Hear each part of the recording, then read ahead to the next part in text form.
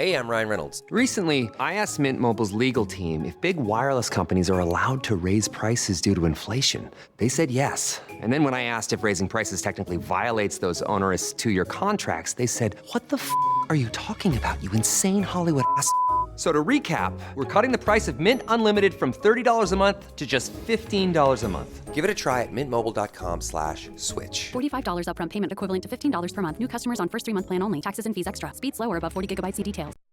So that guy I met on eHarmony? Yeah. We're out together last night and I step off a curb and snap, heel breaks right off my shoe. Oh, no. So I say, hell with it. Take them off so I'm barefoot. And you'll never guess. What? He leans over, takes off his shoes and socks, and now we're both... You're joking. Amazing, right? At eHarmony, you'll find someone you can be yourself with. Get who gets you on eHarmony. Sign up for eHarmony today.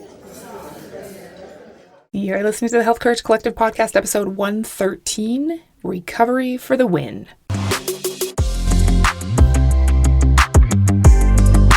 Welcome to the Health Courage Collective podcast, the show for women who are too busy to slog through hours of generalized, inapplicable, and often contradictory health information, but too smart to ignore that a few minutes of focused attention now can prevent years of suffering in the future. I'm your host, Christina Hackett, a pharmacist who doesn't want you to live on prescriptions, a certified coach specifically trained to maximize your potential, and a compulsive learner obsessed with preventative, cutting-edge, holistic, and integrative medicine. I'm on a mission to increase your physical and mental resilience so you can fearlessly look forward to your next 40-plus limitless years. Your time is now. Let's go. Welcome to the podcast. I am so glad to be here with you today. How is your motivation? Have you been creating your own whenever you feel like you need some? No need to wait till it shows up. Run your equation and tap into it at will. It's like a magic spell. Inspirio mentis. And poof, you've got what you need. Today we're going to talk about increasing your capacity to function at a high level. Have you ever seen the movie Anger Management? I'm not generally the biggest Adam Sandler fan, but it's a pretty funny one. Jack Nicholson creeps me out in general, but that's kind of the point, I think, and I think they work really well together in that movie. If you don't remember it, Adam Sandler is kind of a timid, quiet guy, and he gets into a couple of weird situations that cause him to be sentenced to court-ordered anger management with a therapist, Jack Nicholson. He's not volatile or threatening in any way like you would expect someone to be who has been sentenced to anger management. He doesn't actually seem to need anger management, which is what makes it so funny. He's too scared to speak up for himself and afraid of asking his girlfriend, Marissa Tomei, to marry him. The best part of the show, of course, is when Adam Sandler and Jack Nicholson sing, "I feel pretty, so pretty" in the car as part of his mandatory treatment.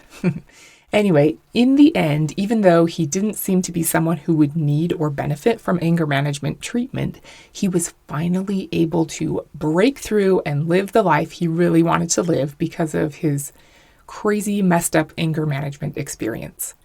This reminds me of what we're talking about today, which is stress recovery. Some of us know we're stressed and that we need recovery. Others of us may not realize that we're physically or mentally stressed. We think we're fine. We're good copers. We don't need to focus on stress reduction. I tend to feel that way. I'm not running around frazzled or feeling out of control, generally. We talked about this back in episode 104. This episode and 104 go together, so be sure to listen to that one if you missed it. There are unrecognized things that could be stressing us out without us even realizing it. We have a certain amount we can handle called our allostatic load. If you think about it like an empty bucket, some people have a bigger bucket. Some people have the ability to drain their bucket more quickly than it fills up. Others need to be more careful not to overflow. No matter our bucket size, if we can reduce or recover from those stressors by emptying out our bucket more quickly, we have more empty space. That's more capacity to handle unexpected stressors that could show up. More energy we can spend on something more fun than coping. There are obvious things that could be stressing us out, either physically or mentally. We know because we would declare them to be the causes of our stress or soreness or fatigue. Difficult relationships, financial struggles, illness, etc. We need to recover from those too, absolutely. These modalities can totally help with those things too. We talked about the less obvious ones in episode 104. What kind of light you're exposed to at what time of day. Electrical devices, wireless signals, a noisy environment, living alone, lack of nature, drugs and other toxins, drama, a history of trauma, your baseline fitness level, little subtle things that you might not even realize are stressful to you on a subconscious level, but they are. You can have these things going on and not self-identify as a stressed person.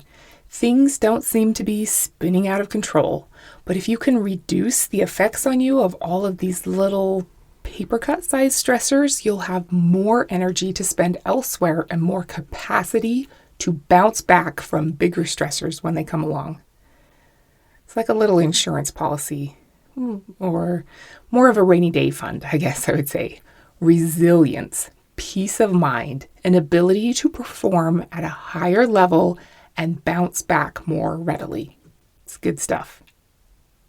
So, other than finding yourself posting memes of mice with frizzy hair or sending gifs of Sheldon breathing into a brown paper bag, how might someone know whether they're stressed?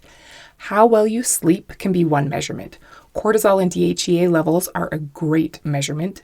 If you take my Udemy course, you'll learn a little bit more about lab testing, but both of those can be measured in blood, urine, and saliva. They're great to know and good measures to check back with after you make some changes to see if they're improving. Another awesome metric to track is your HRV or heart rate variability. You can learn all about it way back in episode 23. Your heart rate variability goes down the more stress your body is under, so it's useful to pay attention to. My Oura Ring tells me my HRV every morning. I always check it. Most newer fitness wearables like Apple Watch and all the others will tell you your HRV too. Go back and listen to episode 23 if you want to know more about what HRV is all about and what numbers to look for, etc. The high performance state of good vagal tone, or a high HRV number relative to your baseline, allows you to connect with other people more, like for real, and also to safely stress your body more on purpose for the sake of improving performance, like lifting more weight or increasing your cardio power output. One other marker for how stressed your body is how quickly your heart rate can recover after being elevated. If you can rapidly increase your heart rate from sprinting or working really hard in some way and have it quickly drop back down to normal soon after you stop, you're probably well recovered and not as generally stressed. That's something you can pay attention to if you wear a heart rate monitor when you're doing interval type training. You can also feel it too, of course. It reminds me of doing sled pushes and getting to that almost pukey feeling, then lying down flat on my back and waiting till I'm ready to go again. The quicker your heart rate comes down while you're lying there, the better. I haven't done a good sled push in a while. I need to get on that. Maybe I'll do it tomorrow. Okay, so we know that whether we're consciously aware of it or not, unresolved traumas and general feelings of unsafety and electropollution and junk light and loneliness and pesticides and plastics can all be energetically draining and cause us to get stuck in low-level threat mode. Our body might show signs of stress in heart rate recovery, heart rate variability, high cortisol, low DHEA, or poor sleep. What kinds of things counteract that low-level stress state? There are lots of things, and I hope you can see how deciding to use whatever feels funnest and most interesting to you can increase your resilience to setbacks and your ability to bounce back and perform at a higher level. You already know that you can't just work harder and harder and harder and more and suddenly become a world-class weightlifter or distance runner or rower or whatever you're into. The gains come in the recovery phase. That's when the magic happens. Hey, I just wanted to quickly interrupt and say good for you for being here listening to a podcast about improving your biological age relative to your chronological age. Have you ever thought about slowing the biological aging of your skin? If you heard my episode 55 about senescent cells, then you know that the accumulation of these undead cells accelerates all of the problems of aging. Well, now there's a topical supplement you can put on your skin that reduces the accumulation of senescent cells in your skin. This reduces wrinkles, but also all other skin conditions caused by thinner, weaker, drier skin. It also reduces the formation of age spots and increases collagen and hyaluronic acid production within your skin.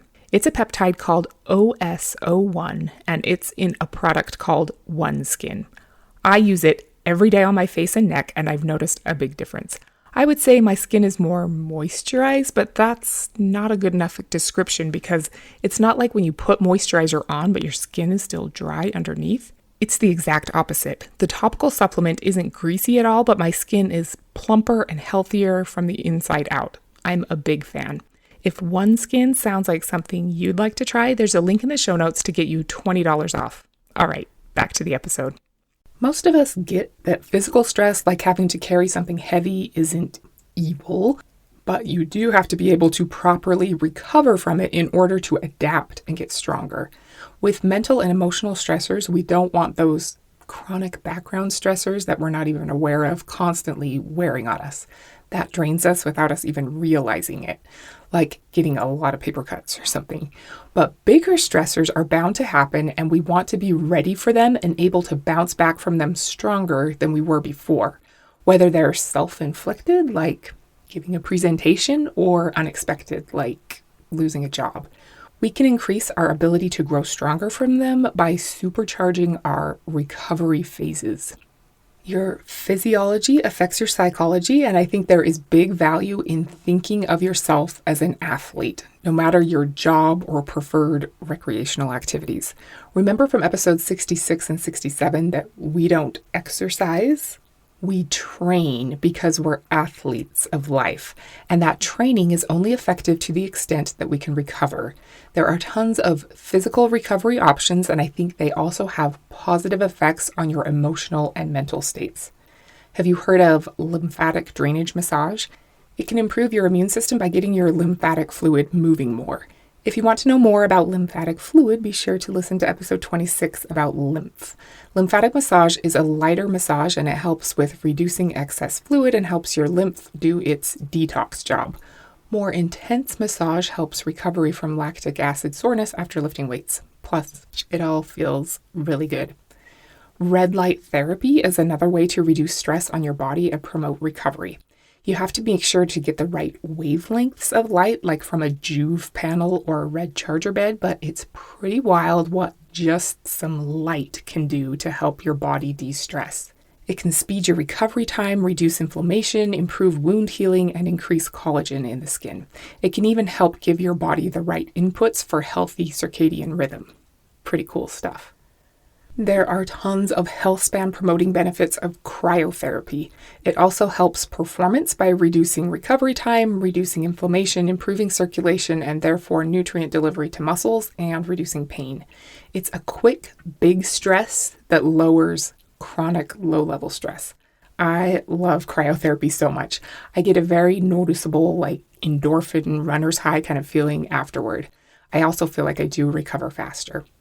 I just got out of the cryo chamber about an hour ago, so I still feel really good. It's great. Related, but at the opposite end of the thermometer, are saunas. They're also awesome. If you're interested in a whole episode about saunas, I'd be happy to do that, or cryo, or any of these other things. They are fun and fascinating and help with mental stress. They also help with detoxing your body of chemicals via sweat. There's actually a lot of research about that.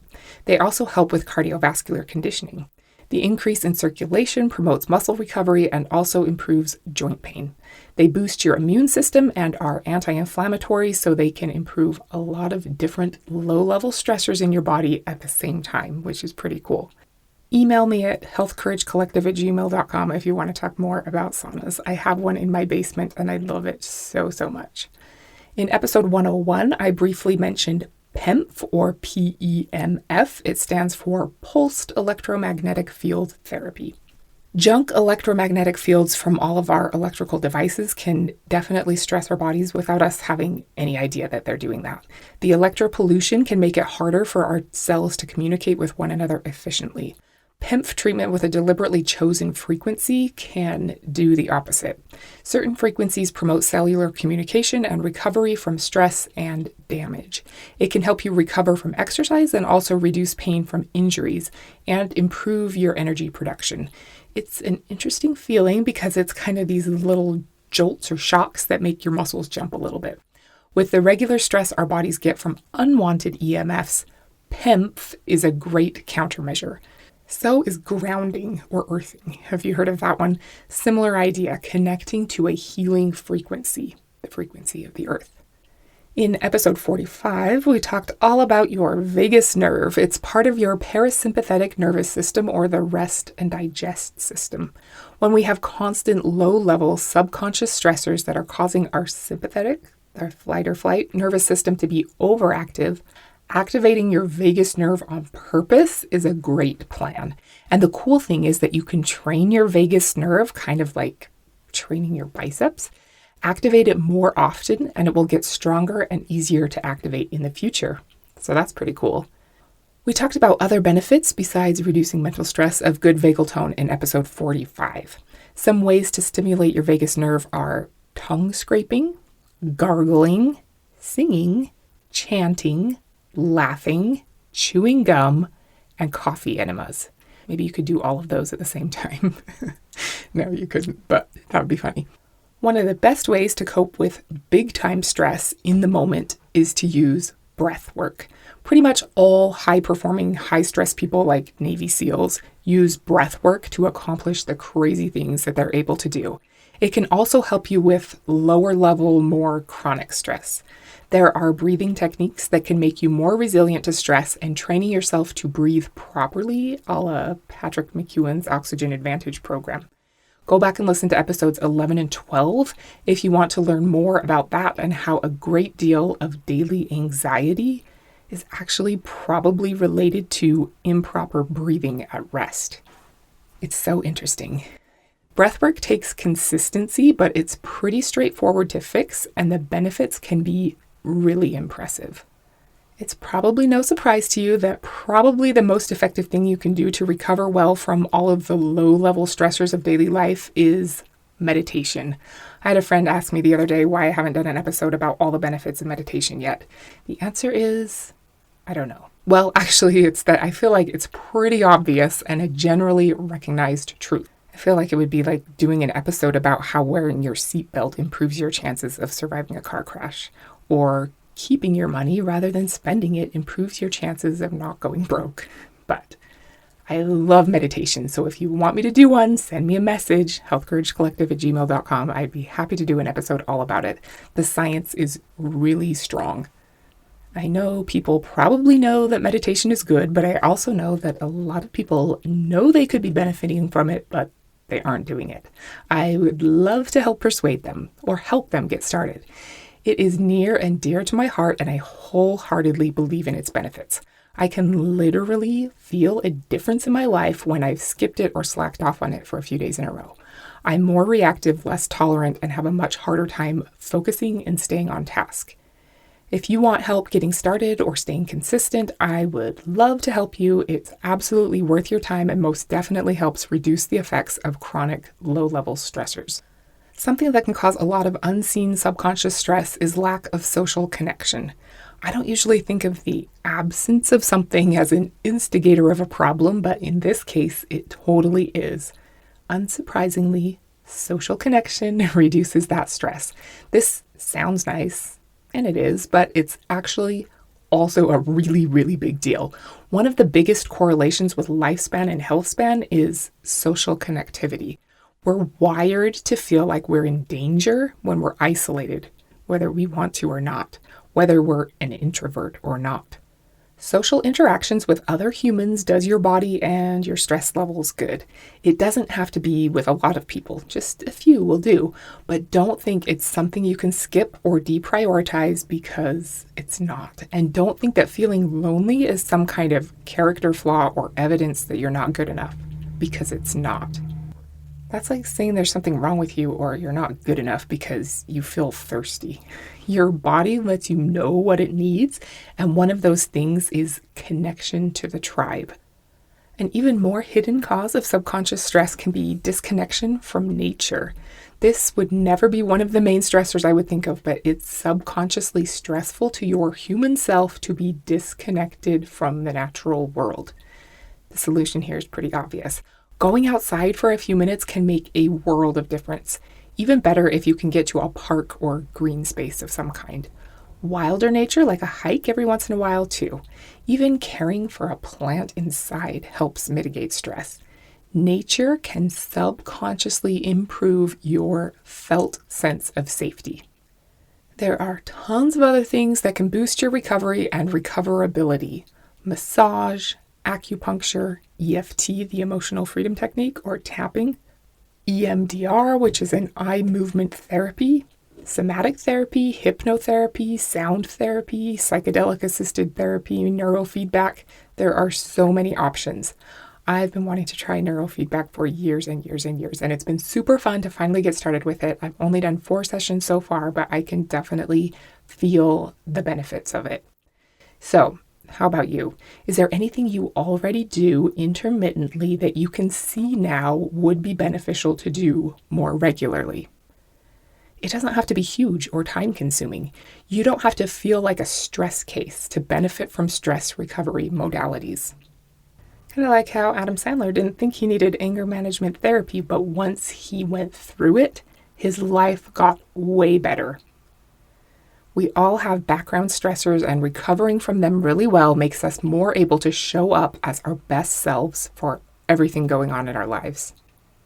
Performance psychologist Jim Lohr says that he was once working with world-class tennis players to help give them an edge.